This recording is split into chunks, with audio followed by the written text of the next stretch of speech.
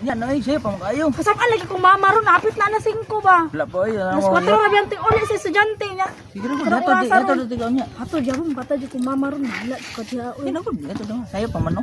Ano ba? Tad ako. Yan na dato magtabo. Sabaan lagi ko mama duha jud ta. Kita Sila kayo? pa dire.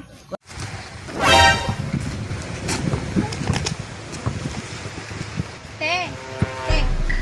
Ano mga anak si Mimi, no? Oh, nga naman. Kita mo na ko to dito, aba. May kauban mo to na naka-uniform pa man to. Eskwela man to. Kita mo, gaya kauban to iyahang lalaki. Ako kaila tong lalaki. Uy, nato dito sa kilid ba? Tingagay ko nung anong nalito ko, naka-uniform pa man to. Hindi, klaro ba tayo? Uban daw ko, day. Oh, tarte. Huh? Iba mo man ang anak, te? Hala.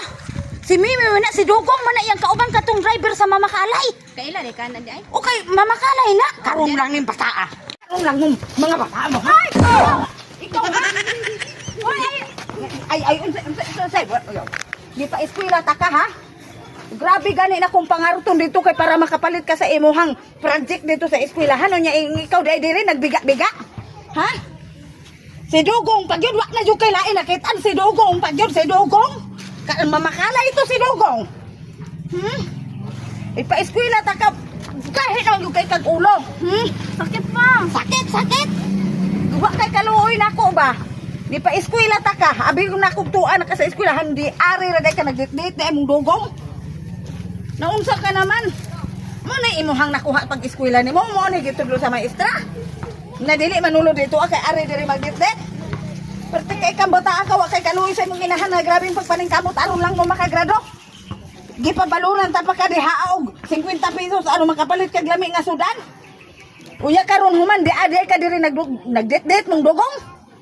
Naunsa ka naman kabata pa nimo nagdit-dit na kan Dugong.